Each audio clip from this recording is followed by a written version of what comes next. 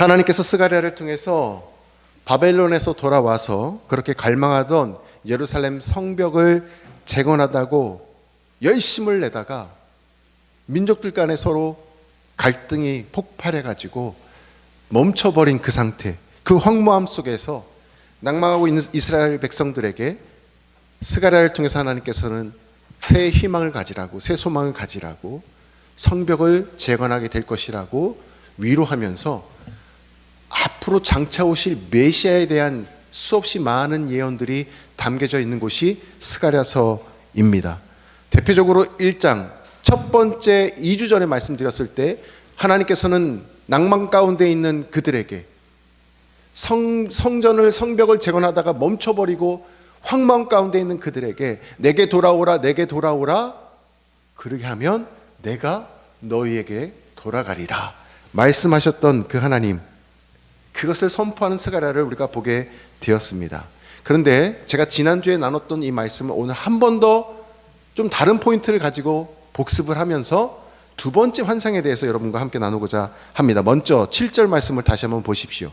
다리오 왕 제2년 11째 달 곧 스바롤 24일에 이또의 손자 베레가의 아들 선지자 스가랴에게 여호와의 말씀이 임하니라. 자, 여기 정확하게 스가랴가 하나님 말씀을 받고 선지자로서 사역을 시작한 날짜가 정확하게 나오죠. 11월 며칠이래요? 11월 24일. 여러분 11월 24일 뭐 특별한 거 기억나는 날 있으세요? 저는 잘 안 나는데요. 그런데 스가랴 선지자에게는 이 날이 11월 24일이 잊을 수 있을까요? 아니면은 절대 잊지 못하는 날이 될까요? 절대 잊을 수 없는 날이 됩니다. 왜냐하면 여호와의 말씀이 임하는 날이었거든요. 그리고 그 11월 24일 날 한밤중에 몇 개의 환상을 보냐면 총 8개의 환상을 보게 됩니다. 그게 1장부터 6장까지 하나씩 소개되고 있어요. 자, 11월 24일 스가랴 선지자는 잊을 수 있을까요? 못 잊을까요? 못 잊죠. 자, 특별히 헬라어에는 시간을 나타내는 두 개의 단어가 있습니다. 제가 이렇게 표기해놨죠. 첫 번째는 뭐냐면 크로노스입니다. 크로노스. 이 크로노스는 연대기적 시간이에요. 쉽게 얘기해서 흘러가는 시간입니다. 그냥 흘러가는 시간. 우리가 지금 보는 이 시간이에요. 그런데 헬라어에는 또 다른 시간이 있어요. 카이로스입니다. 네, 카이로스. 이 카이로스는 뭐냐면 특별한 의미가 있는 시간이에요. 연대기적으로 흘러가고는 있지만 그 가운데 특별한 의미가 있는 시간. 다시 말해서 하나님께서 내 인생 가운데 찾아오셔서 개입하신 시간. 그게 무엇이라고요? 카이로스. 카이로스. 성경에 이 카이로스의 때가 곳곳에 나오는데 대표적인 거 하나만 오늘 보겠습니다. 그게 어디냐면 갈라디아서 4장 4절이에요. 같이 읽어볼까요? 갈라디아서 4장 4절 시작. 때가 참에 하나님이 그 아들을 보내사 여자에게 나게 하시고. 여기서 때가 카이로스예요. 카이로스. 이 때가 어떤 때예요? 마리아를 통해서 누가 태어난다는 거예요? 아기 예수 그리스도께서 태어나시는 아주 특별한 하나님이 개입하시는 때예요. 이게 카이로스입니다. 그런 면에서 볼 때 스가랴에게서는 인생에 절대 잊을 수 없는 날이 1장에서 시작되고 있습니다. 여러분에게도 질문 드려요. 이렇게 잊을 수 없는 날, 잊을 수 없는 밤이 있으셨습니까? 하나님께서 내 인생 가운데 찾아오시고 만나주시고 개입해 주셨던, 아니 내 인생 가운데 말씀이나 아니 꿈이나 환상으로 나에게 찾아오셨던 그날, 이 카이로스의 때가 있으셨습니까? 저에게도 카이로스의 시간이 있었죠. 여러 번 있었죠. 대표적으로 말씀을 드리면 저는 2004년 4월 3일이 잊을 수 없는 날이 됩니다. 4월 2일 날 목회자가 되라는 하룻밤 사이에 기도해보고 결정하라는 제안을 듣게 되고 그날 저녁에 하나님 앞에 두 손 두 발 다 들고 목회자의 길을 가겠다고 선언하고 그 다음날 마지막 부흥의 말씀 사경회 때 폐회 예배 때 말씀으로 저에게 확실하게 심어주셨어요. 그 질문에 대한 답을 말씀으로 주셨고 그리고 모든 교우들이 찬양하면서 저에게 파송 기도에 해주셨단 말이죠. 저는 그 시간 그 은혜의 날들을 결코 잊을 수가 없습니다. 만약에 2004년 4월 3일이 저에게 없었다면 그 카이로스의 때가 없었다면 바움교회는 없었겠죠. 그리고 8월 6일 오늘 여름 수련회도 없었을 것입니다. 각자에게 이런 카이로스의 때가 있을 수가 있고 그리고 어쩌면 오늘 저녁 집회가 여러분에게는 카이로스의 때가 될 수 있다라는 거예요. 할렐루야. 각자마다 여러분마다 하나님께서 불러주신 그 때를 다시 갈망하시고 아니면 오늘 저녁 집회를 통해서 내일 말씀 큐티를 통해서 이 카이로스의 때를 경험하시는 저와 여러분 되시기를 주님의 이름으로 축원합니다. 또 한 가지 주목하고 싶은 말씀이 있어요. 7절 다시 볼까요? 후반부에 이렇게 24일 11월 24일이란 말을 하고 선지자 스가랴에게 뭐가 임했다고요? 여호와의 말씀이 임하였다라는 거예요. 그리고서는 8개 환상을 보여주시죠. 여러분, 하나님께서는 말씀하실 때 여러 가지 방법이 있어요. 다른 사람을 통해서 목회자나 다른 성도를 통해서도 들려주실 수가 있고 아니면 꿈과 환상을 통해서 들려주실 수가 있고 말씀을 묵상하고 하다가 읽다가 들려주실 수가 있고 기도 가운데 감동으로 들릴 수가 있는데 일단 오늘은 꿈과 환상입니다. 꿈과 환상. 자, 그런데 진짜 성경에는 어떻게 표현하고 있느냐? 이 방법이 민수기 12장 6절에 이렇게 소개되고 있습니다. 같이 한번 읽어볼까요? 시작. 이르시되 내 말을 들으라. 너희 중에 선지자가 있으면 나 여호와가 환상으로 나를 그에게 말리기도 하고 꿈으로 그와 말하기도 하거니와. 잘 보십시오. 여호와 하나님께서 환상으로 나타나시는데 꿈으로 보여주신다라는 거예요. 이게 하나님께서 말씀하시는 방법이에요. 첫 번째 뭐라고요? 환상. 두 번째 뭐라고요? 꿈. 이게 하나님의 방법입니다. 아브라함이 대표적이었죠. 믿음의 조상 부르실 때도 환상 가운데 부르셨고 다니엘, 야곱 다 그렇죠. 어디 뭐 구약만 그렇습니까? 신약에서도 마찬가지죠. 신약에서도 사울이 사도행전 9장에 다메섹 도상을 올라가다가 빛으로 오신 예수님의 그 모습 환상을 바라보죠. 그리고서는 자복하고 예수님을 영접해서 그게 카이로스 때잖아요. 그에게는 카이로스 때. 그래서 이름이 사울에서 바울로 바뀌는 역사가 일어나죠. 그리고 복음을 전합니다. 또 10장에 보면 베드로가 환상을 3개를 봅니다. 그리고 고넬로 집을 방문하게 돼요. 16장에서는 마게도냐인이 환상을 보고 건너와서 우리를 도우라 그러면서 유럽의 선교가 시작됩니다. 이 내용은 오늘 저녁에 우리가 같이 나누게 될 거예요. 사도 요한이 쓴 성경 마지막 성경책이 뭐예요? 요한계시록이죠. 요한계시록 전체 21장까지가 뭐냐면 전부 다 환상 이야기입니다. 하나님께서는 꿈과 환상으로 우리에게 말씀해 주신다는 거예요. 여러분, 그런데 꿈과 환상만 쫓다가는 잘못될 수가 있어요. 여기에 중요한 주의사항 한 가지가 있습니다. 주의사항을 그래서 제가 꼭 말씀을 드려요. 뭐냐면 보시는 것처럼 꿈과 환상이 말씀에 뿌리를 두고 해석이 되어야 합니다. 왜냐하면 오늘날은 계시된 하나님의 말씀, 완성된 말씀이 있기 때문에 이 말씀과 내가 꾼 꿈과 환상이 부합되어야 된다라는 거예요. 그리고 꿈과 환상에 굉장히 중요한 거예요. 주도권은 언제나 누구에게 있다? 하나님께 있다. 이게 무슨 말씀인지 이해가 되십니까? 꿈에 대한 주도권은 언제나 하나님께 있다. 제가 저희 친할머니께서 102세에 돌아가셨거든요.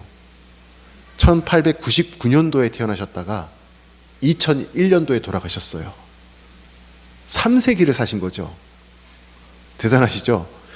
그 할머니한테 정말 극진한 사랑을 제가 많이 받았어요. 근데 돌아가시고 나서 제가 늘 바라는데 한 번도 할머니가 꿈에 나타나지 않아요. 무슨 말씀드린지 이해가 되세요? 내가 꾸고 싶다고 꿈을 꿀 수 있는 게 아니에요. 꿈의 주도권은 누구에게 있어요? 하나님께 있는 거예요. 하나님께 있어요. 하나님께서 꿈을 꾸게 하셨으면 그 꿈을 이야기를 목회자나 장로님이나 권사님이나 성도들과 함께 나눌 수도 있고요. 말씀을 통해서 그것이 해석이 되고, 그렇죠? 그 의미가 깨달아져야 된다라는 거예요. 이게 주의할 점입니다.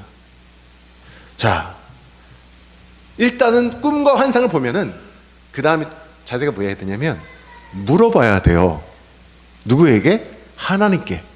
하나님, 이 꿈을 꿨는데 이게 무슨 뜻일까요? 어떤 의미일까요? 제가 왜 이 꿈을 꿨을까요? 꿈속에 어떤 사람이 나타났어요. 잘 아는 분이 나타났어요. 하나님, 그분이 왜 나타났죠?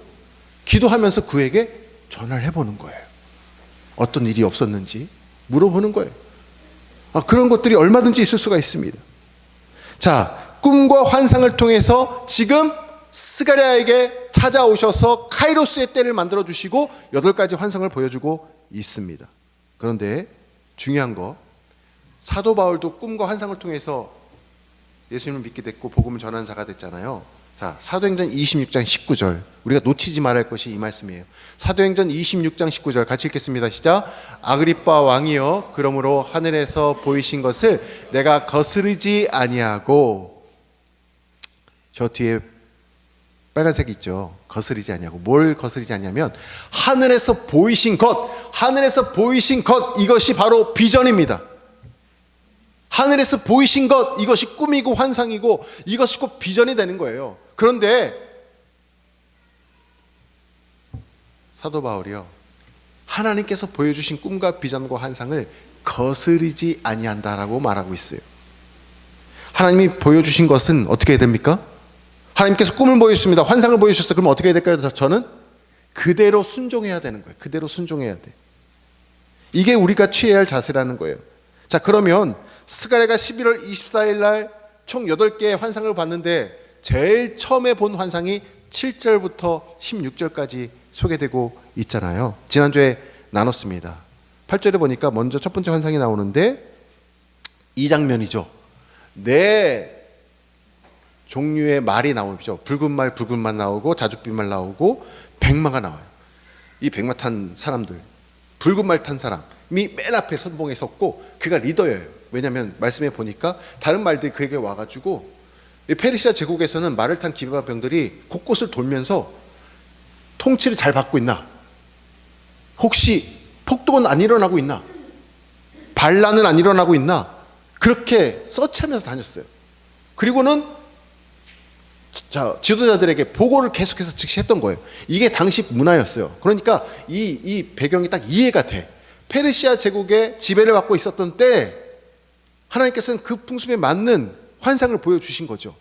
그래서 한 존재, 이 붉은 말, 맨 앞에 붉은 말 타고 있는 존재에게 다른 말들이 와가지고 보고를 하는 거예요. 내가 이 동네를 다 돌아보니까 조용하고 평온합니다. 2가지 말을 해요. 근데 그게 진짜였어요? 가짜였어요? 가짜였죠. 왜요? 억압받고 있는 거예요. 비록 이스라엘 돌아와가지고 너희들이 믿는 성전 재건해라 허락은 받았지만 여전히 통치를 받고 있고 다스림을 받고 있는 것이었기 때문에 자유가 없었어요. 거짓 평안, 거짓 조용의 보고였다라는 거예요. 그래서 이 보고를 들었던 이 붉은 말을 탄 사람이 하나님 앞에 그 얘기를 듣고 거짓이라는 것을 딱 파악하고 하나님 앞에 간청하는 게 12절 말씀입니다. 12절 말씀 보실까요? 여호와의 천사가 대답하여 이르되, 붉은 말을 탄 사람이 말하는 거죠.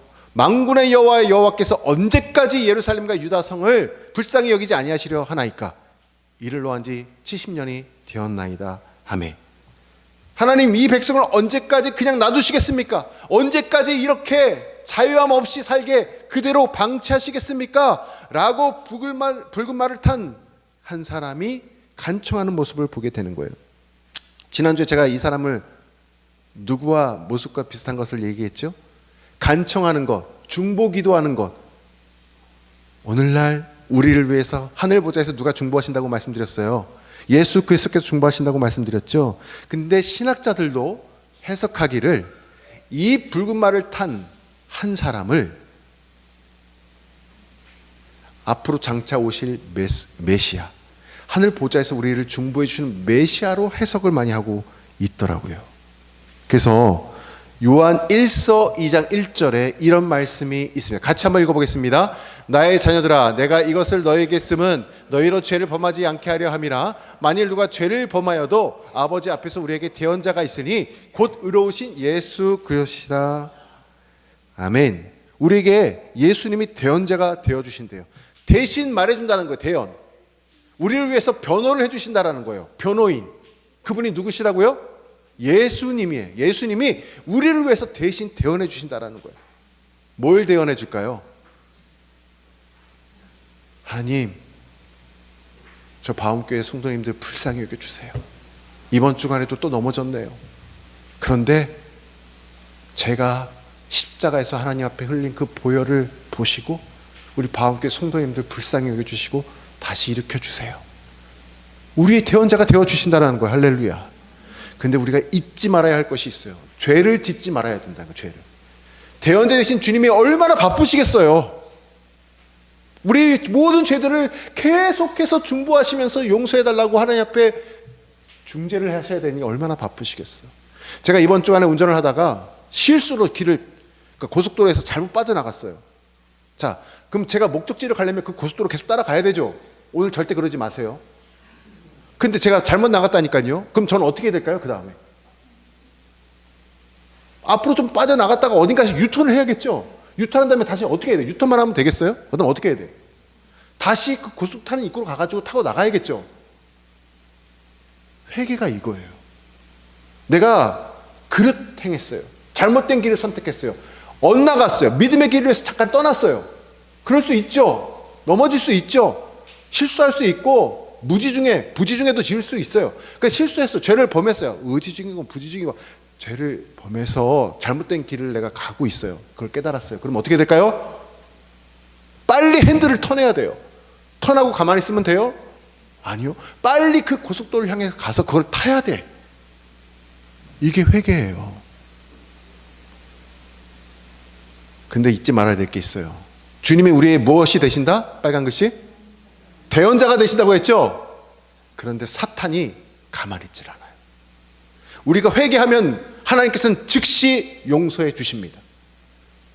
다윗이 밧세바를 범해서 밧세바의 남편 우리아 그 장군을 전쟁터에 일부러 보내가지고 최선봉에 서게 해가지고 일부러 전쟁터에서 전사시켜버렸잖아요. 사실 사람을 죽인 거나 다름없어요. 불륜을 저지르고 남편을 죽게 만들었던 다윗이 나단 선지자가 와가지고 책망하니까 처음에는 모른 척했다가 나중에는 엎드려서 하나님 앞에 자복합니다. 회개해요. 그런데 하나님이 그 회개를 진짜 참여하면서 엎드려서 눈물콧물 다 흘리면서 다윗이 회개하거든요. 그런데 그 회개를 하나님이 들으셨어요. 그리고 즉시 용서해 주셨어요. 그런데 그 이후에 그 다음에 나단 선지자가 하는 말을 우리가 결코 놓쳐서는 안 됩니다. 그 말을 한번 들어볼까요? 사무엘하 12장 14절 말씀입니다. 사무엘하 12장 14절 말씀 같이 읽겠습니다. 시작. 이 일로 말미암아 여호와의 원수가 크게 비방할 거리를 얻게 하였으니 당신이 낳은 아이가 반드시 죽으리이다 하고 회개 기도했어요. 하나님이 용서해 주셨어요. 근데 그 다음에 이 말을 하는 거예요. 비방할 거리를 우리에게 주었다. 누구에게 줬을까요? 사탄이에요. 그 앞에 성경구절 제가 기록해놨죠. 요한일서 2장 1절 말씀. 왜냐하면 누구에게 비방할 거리를 주는 거냐면 죄를 범하는 것은 사탄에게 비방할 거리를 주는 거예요. 사탄이 뭘 하는데 요한계시록 12장 10절 말씀입니다. 요한계시록 12장 10절 말씀 같이 읽겠습니다. 시작. 내가 또 들으니 하늘에 큰 음성이 있어 이르되 이제 우리 하나님의 구원과 능력과 나라와 또 그의 그리스도의 권세가 나타났으니 우리 형제들을 참수하던 자 곧 우리 하나님 앞에서 밤낮 참수하던 자가 쫓겨나고 대언자가 있어요. 그렇죠? 우리를 변호해 주신 변호인이 있어요. 예수 그리스도. 근데 예수님께서 변호하실 때 옆에서는 어떤 사람이, 어떤 세력이 있냐면 사탄이 참소하고 있어요. 참소가 뭔지 알아요? 고소하는 거예요. 저 김용만 목사 이번 주간에 하나님 말씀에 또 불순종하고 또 넘어졌어요. 보셨죠? 저 똑같은 죄를 지금 23번째 범하고 있어요. 하나님 보셨죠? 23번째라니까요. 라고 참소하는 거예요. 누가? 사탄이. 근데 그 옆에서 누가 변호하고 있어요? 예수 그리스도께서 우리를 위해 변호하는 거예요. 주님 너무 바쁘실 것 같아. 우리가 죄를 짓지 말아야 될 이유가 사탄이 우리를 참소하려고 계속 타이밍을 보고 있거든요. 그런데 아까 다시 읽었던 그 다음 구절 다시 한번 보여주세요. 죄를 범해서 자복하고 회개를 해서 하나님이 즉시 용서해 주시는데, 용서는 받지만 죄에 대한 결과가 남아있어요. 그럼 뭐예요? 비방거리를 주는 거예요. 비방거리를 남겨줘요. 사탄이 계속 공격하는 거예요. 제 얘기가 아니라 성경에 기록되어 있는 말씀이에요. 비방할 거리를 주지 않기 위해서는 어떻게 해야 됩니까? 죄로부터 멀어져야 돼. 23번째 짓던 걸 22번째로 줄여야 돼. 이 말씀을 스가랴 선지자를 통해서 우리가 깨닫게 되는 겁니다. 스가랴 선지자가 본 환상 속에 그 인물은 붉은 말 탈 사람이 오실 메시아이다라는 거예요. 그런데 왜 그러냐면 붉은 말을 타고 온 그분이 하나님 앞에 중재하고 간청하잖아요. 그런데 앞으로 이제 보겠지만 나중에 스가랴서 9장에 보면은 붉은 말 타는 왕자 그 사자가 이제 어린 나귀 새끼를 타고 오시는 메시아로 소개하고 있어요. 신비롭죠. 처음에는, 왜냐하면 이때는 붉은 말을 타고 있을 때는 어떤 때예요? 성육신 하시기 전에 예수 그리스도가 사자로 이 땅 가운데 오신 거예요. 예수님이 천사의 모습으로 이 땅 가운데 오셔서 역사하시는 장면이에요. 사자로. 그런데 성육신 하시기 이후에는 우리 인간과 같은 몸이 되셨기 때문에 낮고 천한 몸으로 겸손한 왕으로 오셨기 때문에 붉은 말을 탈 수가 없는 거죠. 그때는.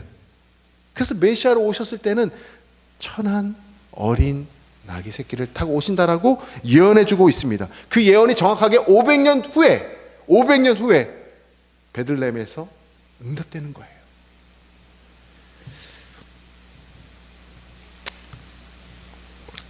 나단 선지자가 죄를 범했을 때 비방할 거리를 준다라고 말했던 것을 우리가 꼭 기억하기를 바랍니다. 죄로부터 멀어져야 돼요. 자, 이렇게 첫 번째 환상에 대한 것들을 우리가 계속 살펴봤어요. 하나님께서 결국 어떻게 한다고 그러셨던 거예요? 조용히 있는 것 같지만 진짜 조용히 아니고 가짜 평온이라고 얘기하면서 붉은 말 탄 자가 하나님 앞에 간청을 했더니 하나님께서 말씀하시잖아요. 세 가지를. 첫 번째, 나는 질투하는 하나님이다. 너희들이 마귀에게 끌려가는 건 내가 가만 보지 않을 거야. 두 번째 하나님 어떤 하나님이에요? 나는 목줄을 치는 하나님이다. 목줄 뭐예요? 건축할 때 반듯하게 세우기 위해서 라인을 딱 긋는 거잖아요. 그러니까 뭐예요? 멈춰져 있는 이 성벽을 다시 재건시켜 줄 거야. 다시 약속해 주시는 하나님. 그러면서 마지막에는 어떻게 얘기해요? 16절인가? 다시를 4번이나 반복하면서 나는 다시의 하나님이다. 내가 너희를 다시 일으켜 줄 거야. 다시 세워 줄 거야. 다시 회복시켜 줄 거야. 다시 새 출발하게 해 줄 거야. 약속하셨잖아요. 그 하나님이 두 번째 환상을 바로 이어서 보여주십니다. 그게 19절 말씀입니다. 같이 한번 읽어볼게요. 19절 말씀 시작. 이에 내게 말하는 천사에게 묻되 이들이 무엇이니까 하니 내게 대답하되 이들은 유다와 이스라엘과 예루살렘을 흩뜨린 뿌리니라. 아멘. 19절 말씀이 결코 어렵지 않은 게 뭐냐면 15절에 보니까 어떤 내용이 적혀 있냐면 하나님께서는 좀 노하셔가지고 이스라엘을 이렇게 좀 벌 주라고 주변 국가들을 이렇게 세워가지고, 그렇죠? 아수르라든지 바벨론을 통해서 이스라엘을 멸망시키고 또 포로로 끌려가게 하셨잖아요. 이게 하나님의 진노의 방편으로 그들을 사용하신 거거든요. 그런데 선을 넘었어요. 누가? 이 제국들이. 어떻게? 하나님이 적당하게 해라 했는데 그 선을 넘어서 더 착취하고 더 흉악하게 이스라엘 백성들을 공격하고 괴롭혔던 거예요. 그래서 하나님께서 진노하셨어요. 두 번째 환상은 뭐냐면 어렵지 않아요? 이 뿔이 뭐냐면 이 뿔을 네 명의 대장자들이 나타나가지고 그 뿔들을 다 잘라버리거든요. 네 명의 대장자들이 그 뿔들을 제거하는데 이 뿔이 뭐냐면 이스라엘 백성들을 괴롭혔던 그 제국들을 의미해요. 아수르, 바벨론, 페르시아, 궁극적으로는 로마까지 이어지겠죠. 이런 나라들을 의미하는 환상을 보여주시면서 네 대장장이가 나타나서 그 뿔을 제거하게 될 것이다. 그러니까 두 번째 환상 별로 어렵지 않죠, 그렇죠? 쉽게 이해가 되죠. 그런데 여기에 네 대장장이가 그러면 과연 누구냐 질문할 수 있어요. 아까 붉은 말 탄 자는 예수 그리스도 오실 메시아를 예표한다고 말씀을 드렸고, 네 명의 대장장이가 뿔을 제거하는데 그러면 그 뿔을 제거하는 네 명의 대장장이는 누구냐라는 거예요.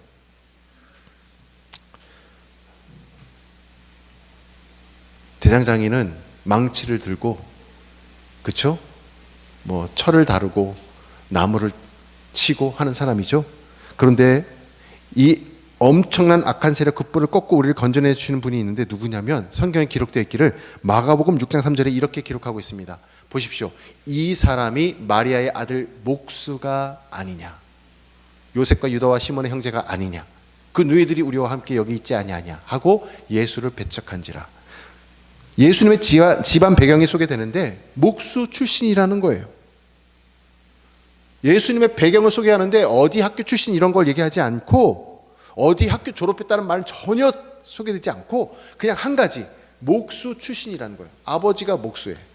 그것을 가업으로 이어받는 가정이라는 것을 우리에게 소개해주고 있습니다. 그 다음에 누가복음 4장 18절 19절에 보면은 앞으로 오실 메시아 그분이 누군가 소개하고 있는데, 주의 성령이 내게 임하셨으니 이는 가난한 자에게 복음을 전하게 하시려고 내게 기름을 부으시고 나를 보내사 포로된 자에게 자유를, 눈먼 자에게 다시 보게 함을 전파하며 눌린 자를 자유하게 하신다라고 말씀하고 있습니다. 자, 보십시오. 목수의 신분으로 오신 이가 억압된 자에게 자유함을 주신다라는 거예요. 이 말은 어디하고 부합되냐면 오늘 우리가 읽었던 스가랴서 두 번째 환상하고 딱 부합되는 거예요. 대장장이가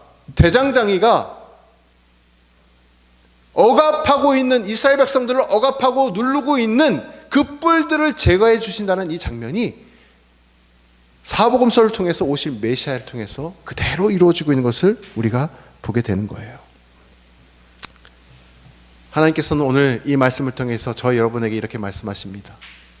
너희를 괴롭히는 자들이 있느냐? 너를 힘들게 하는 상황들이 있느냐? 힘겨워하지 마라. 너무 억울해하지 말아라. 반드시 너의 그 소원을, 그 아픔을, 그 간구함을 들어줄 것이고 우리 눈에서 흐르는 눈물을 내가 닦아줄 거야. 오늘 이 말씀을 통해서 우리에게 들려주고 있는 거예요.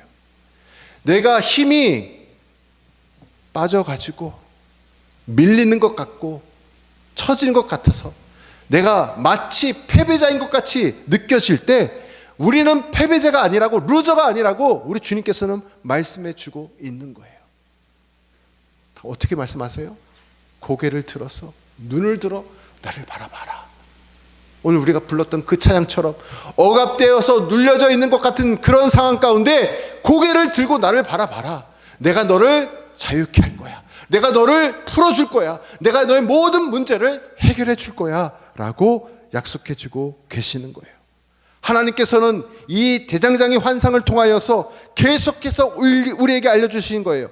결탄코 내가 진 것이 아니란다. 패배자가 아니란다. 반드시 그 뿔들을 내가 제거해 줄 날이 찾아올 거야. 만약에 너가 실력이 없어서 진 거라면, 만약에 너희가 힘이 없어서 지고 또 지고 또 지고 그렇게 끝난다면 주님께서 피 흘려지신 십자가도 진 것이 된다라는 거예요. 그런데 우리는 알죠.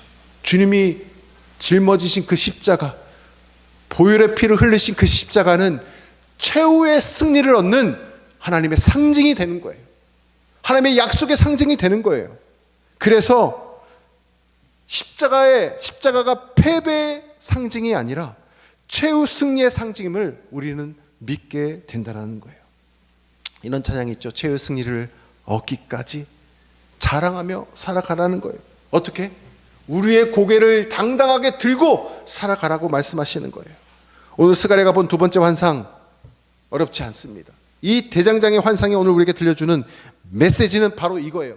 힘들다고 고개 숙이고 패배자처럼 살아가지 말고 고개를 들고 가슴을 펴고 어깨를 펴고 당당하게 이 십자가의 최후의 승리를 바라보면서 살아가라고 우리에게 말씀해주고 있습니다. 고개를 들고 십자가를 바라보면서 승리자의 삶을 오늘도 살아가시는 저 여러분 되시길 주님의 이름으로 축원합니다. 우리 찬양하겠습니다. 고개 들어 찬양하겠습니다.